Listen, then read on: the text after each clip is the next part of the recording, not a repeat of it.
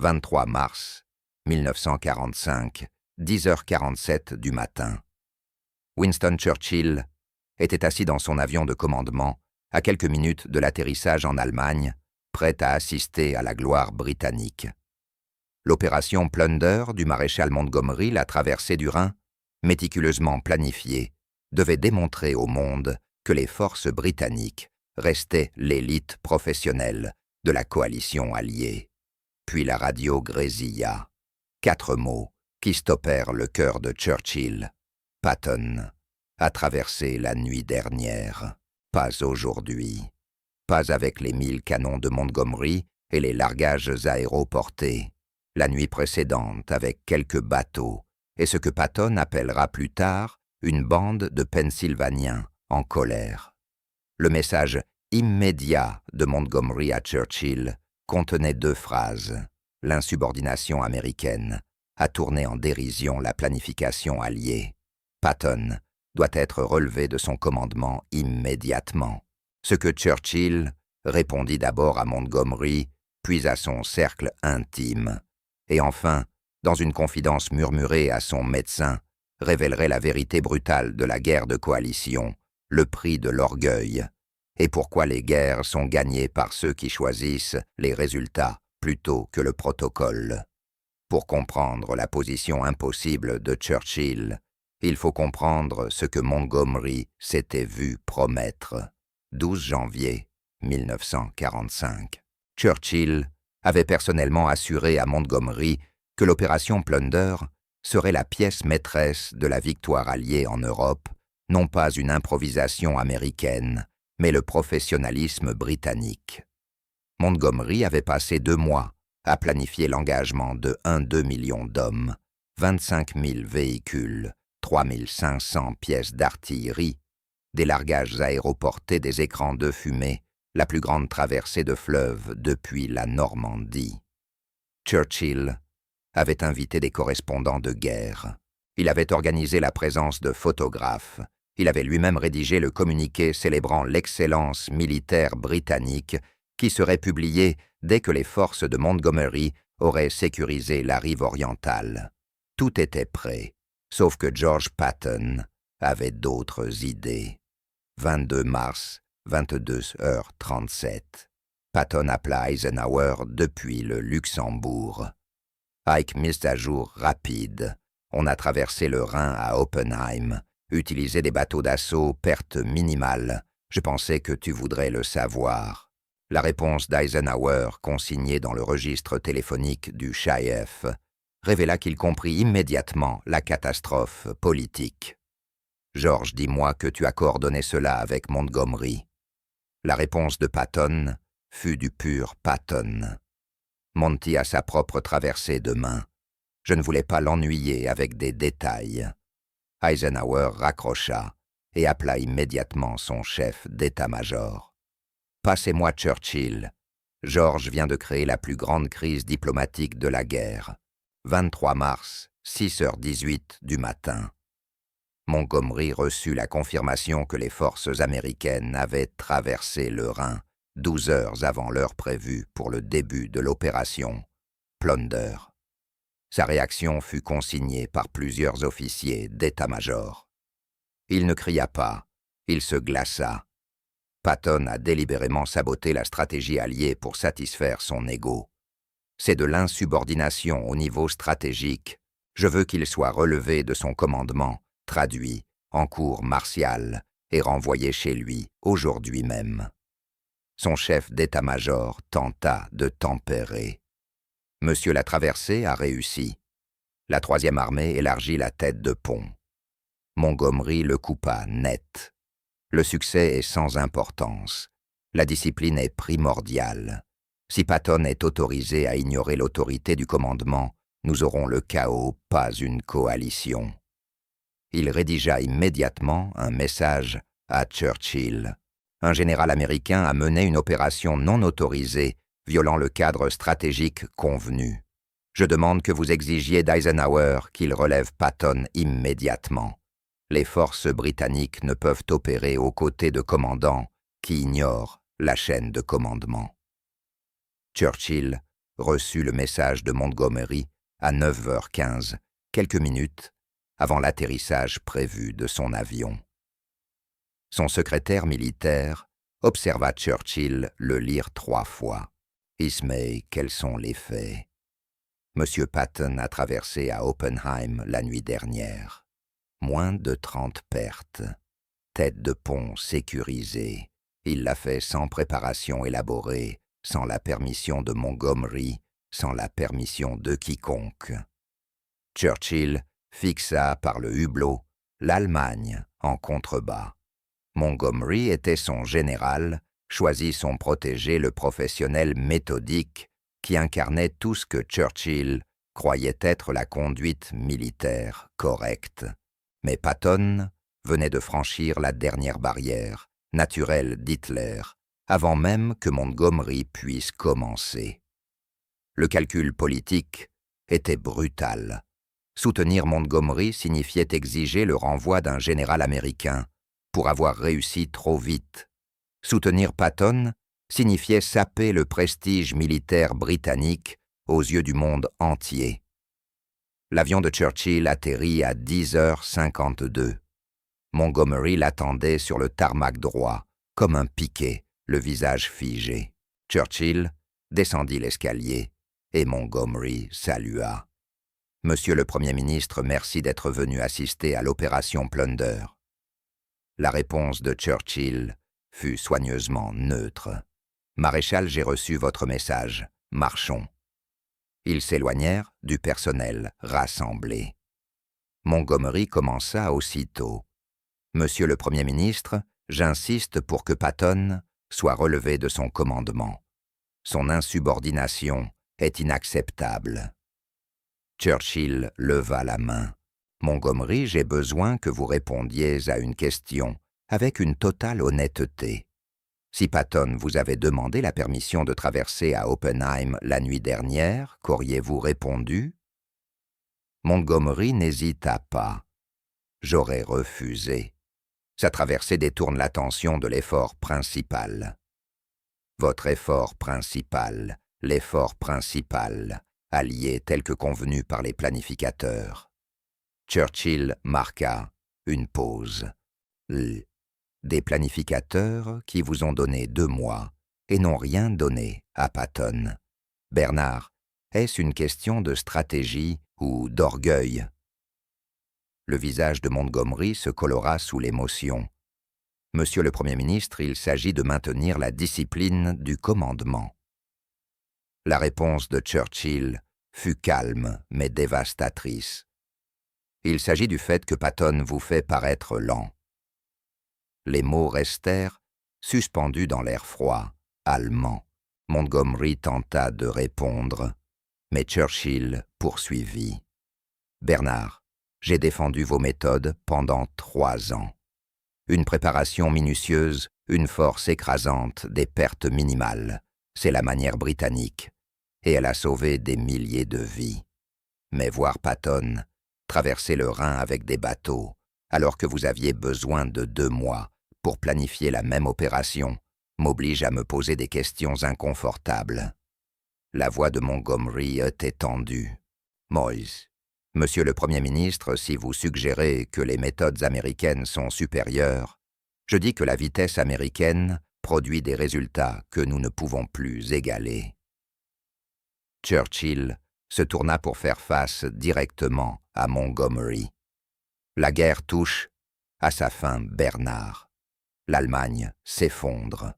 Chaque jour que nous passons à nous préparer avec prudence est un jour de plus, pendant lequel les Soviétiques avancent vers l'Ouest. » Patton l'a compris. La réponse de Montgomery fut amère. « Alors vous le choisissez, lui, plutôt que moi. » Churchill secoua la tête. « Je choisis de gagner la guerre avant que les Soviétiques ne s'emparent de toute l'Europe. Cela exige une vitesse que nous ne possédons plus. » Ce que Montgomery ignorait, c'est que Churchill luttait avec cette question depuis des mois. En décembre 1944, après que Patton eut dégagé Bastogne en 72 heures, Churchill avait écrit dans son journal « Patton fait en quelques jours ce qui nous prend des semaines ». En janvier, observant l'avance lente de Montgomery, tandis que Patton traversait la France à toute allure, Churchill confia à son médecin « Les Américains ont appris à se déplacer plus vite que nous ne pouvons penser. » Et maintenant debout sur un aérodrome allemand, regardant les préparatifs élaborés de Montgomery, Churchill comprit la vérité qu'il évitait. La doctrine militaire britannique, celle qu'il avait défendue pendant toute la guerre, avait été dépassée par la vitesse opérationnelle américaine. Montgomery fit une dernière tentative. « Monsieur le Premier ministre, si Patton n'est pas sanctionné, vous créez un précédent selon lequel l'autorité du commandement ne signifie plus rien. » La réponse de Churchill devint l'évaluation la plus honnête de la politique alliée jamais formulée. « Bernard, vous avez raison. Patton devrait être sanctionné. Il a violé le protocole, il a ignoré les exigences de coordination, il vous a fait paraître lent, vous, et l'establishment militaire britannique. Mais voici ce que vous ne voyez pas.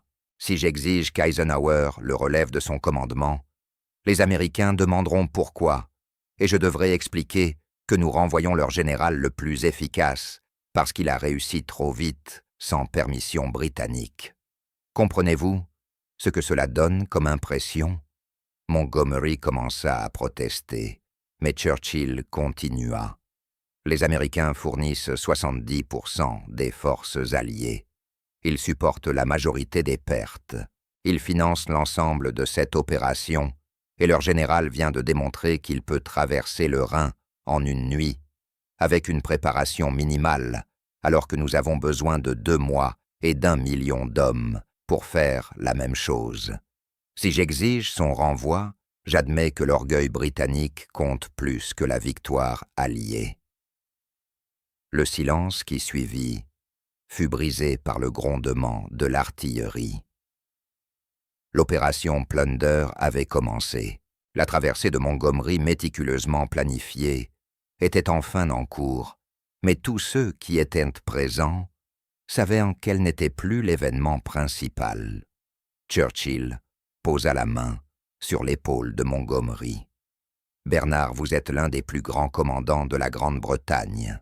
L'histoire se souviendra de vos victoires, mais elle se souviendra aussi que lorsque le dernier chapitre de la guerre a été écrit, un général américain a franchi le Rhin en premier, non pas parce qu'il était meilleur que vous, mais parce qu'il était prêt à tout risquer pour la vitesse, tandis que nous calculions la prudence. » La réponse de Montgomery fut à peine audible. « Alors j'ai perdu. » Churchill secoua la tête. « Nous avons tous perdu quelque chose, Bernard. Vous avez perdu la préséance. J'ai perdu l'illusion que les méthodes britanniques définissent encore la guerre moderne. Mais nous gagnons la guerre. Cela doit suffire. » Churchill retourna à son avion, sans regarder la traversée de Montgomery. Son secrétaire militaire consigna ce qui se passa ensuite. Le Premier ministre resta assis dans un silence total pendant 20 minutes. Puis il me demanda de prendre la dictée. Le message était destiné au général Eisenhower. « Général, j'ai reçu la demande du maréchal Montgomery visant à relever le général Patton de son commandement pour une traversée non autorisée du Rhin. Après mûre réflexion, je dois refuser de soutenir cette demande. L'opération du général Patton, bien que non coordonnée, a réussi et contribue aux objectifs alliés. Je recommande qu'aucune mesure ne soit prise. » Churchill marqua une pause avant de signer. Puis il ajouta un post-scriptum manuscrit. « Aille que laisser Patton continuer. Nous ne pouvons pas égaler sa vitesse, mais nous ne pouvons pas non plus nous permettre de la perdre. » Ce soir-là, Churchill rencontra en privé son médecin personnel, Lord Moran. Le journal de Moran fournit le seul témoignage de ce que Churchill dit lorsqu'il pensait que personne d'important n'écoutait. Le Premier ministre paraissait épuisé. Il se servit un whisky et déclara Je viens de choisir les résultats américains plutôt que l'orgueil britannique. Montgomery ne me pardonnera jamais. L'establishment militaire sera furieux. Mais voir Patton traverser ce fleuve pendant que nous préparions notre mise en scène élaborée m'a fait comprendre quelque chose de terrible. Nous ne sommes plus la principale puissance militaire de cette alliance. Nous ne le sommes plus depuis un certain temps. J'ai simplement été trop fier pour l'admettre. Moran demanda si Churchill regrettait sa décision. La réponse fut immédiate. Pas une seconde. L'orgueil ne gagne pas les guerres. La vitesse, oui. Patton le comprend. Montgomery ne le comprend pas. Et si je dois choisir entre un général qui protège le prestige britannique et un général qui termine cette guerre plus vite, je choisis celui qui ramène nos garçons à la maison. Mais il y avait encore autre chose. Churchill poursuivit. Et c'est ce qui rend ce moment si important. Bernard a exigé que Patton soit renvoyé pour insubordination. Et il a raison. Patton a ignoré la chaîne de commandement. Il a violé le protocole. Dans toute armée correctement dirigée, il en aurait subi les conséquences. Mais voici ce que Bernard ne comprend pas. Nous ne dirigeons pas une armée ordinaire. Nous dirigeons une coalition d'intérêts nationaux concurrents, où celui qui dispose du plus de ressources fixe les règles, et ce n'est plus la Grande-Bretagne, c'est l'Amérique. Moran consigna mot pour mot les paroles suivantes de Churchill. J'ai passé toute cette guerre à prétendre que nous étions des partenaires égaux des Américains. Aujourd'hui, j'ai admis la vérité. Ce sont eux le partenaire dominant désormais. Ils fournissent la majorité des hommes du matériel et du commandement. Patton a traversé le Rhin en premier, parce que la doctrine militaire américaine a dépassé la nôtre. Pas en matière d'entraînement, pas en courage, mais dans la volonté d'aller plus vite que ne le recommande la prudence. Voilà l'avenir de la guerre, et nous n'en sommes plus les meneurs. Les conséquences de la décision de Churchill se propagèrent à travers tout le commandement allié. Montgomery ne lui pardonna jamais. Leur relation autrefois cordiale devint froidement professionnelle. La direction militaire britannique se sentit trahie. Les chefs d'état-major adressèrent une protestation formelle à Churchill, soulignant que l'absence de sanctions contre Patton sapait toute autorité du commandement. La réponse de Churchill fut brutale. « Préféreriez-vous que j'exige son renvoi et que les Américains m'ignorent? Cela affaiblirait bien davantage l'autorité britannique que cette acceptation silencieuse. » Mais la décision de Churchill eut des implications stratégiques qui dépassaient largement les susceptibilités blessées. En refusant de soutenir la demande de Montgomery, Churchill envoya un signal clair aux commandants américains. Le succès opérationnel serait récompensé, même lorsqu'il violait le protocole. Patton le comprit immédiatement. Après avoir appris que Churchill avait rejeté la demande de Montgomery, Patton écrivit dans son journal « Les Britanniques ont enfin compris que cette guerre est désormais la nôtre. Nous la terminerons à notre manière. » L'évaluation finale apparut dans les propres mémoires de Churchill, rédigés des années après la guerre. Dans le 6e volume de son histoire, il consacra un chapitre entier aux traversées du Rhin. Il écrivit « La traversée du Rhin à Oppenheim par le général Patton a démontré que la guerre moderne récompense la vitesse plutôt que la préparation. L'opération Plunder du maréchal Montgomery était un chef-d'œuvre de planification minutieuse, mais l'assaut improvisé de Patton atteignit le même objectif en une seule nuit, avec une fraction des ressources. Le contraste était instructif, et pour ceux d'entre nous qui défendions les méthodes britanniques, profondément inconfortable. Dans une lettre privée adressée au président Eisenhower en 1953, Churchill fut encore plus honnête. « Ike, vous m'avez demandé un jour si je regrettais de ne pas avoir soutenu la demande de Montgomery visant à renvoyer Patton. La réponse est non.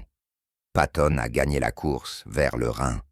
Il a contribué à terminer la guerre plus rapidement. Il a sauvé des vies en avançant si vite. Les Allemands n'ont pas pu organiser une défense cohérente. Était-il insubordonné? Absolument. Était-il nécessaire? Plus que je ne voulais l'admettre. Ce que Churchill déclara lorsque Montgomery exigea le renvoi de Patton révéla la leçon la plus dure de la guerre de coalition. Parfois, il faut choisir entre le général, qui vous rend fier, et celui qui gagne plus vite. Churchill choisit la vitesse. Il choisit les résultats. Il choisit d'admettre que les méthodes militaires britanniques, aussi professionnelles soient-elles, avaient été dépassées par le tempo opérationnel américain. En faisant ce choix, il reconnut une vérité que la Grande-Bretagne évitait depuis 1942. L'empire qui avait autrefois défini l'excellence militaire ne fixait plus la norme. Il tentait simplement de suivre le rythme. Montgomery voulait que Patton soit puni pour avoir enfreint les règles. Churchill comprit que Patton avait mis au jour une réalité inconfortable. Dans la guerre moderne, celui qui se déplace le plus vite l'emporte, et la Grande-Bretagne ne pouvait plus aller aussi vite.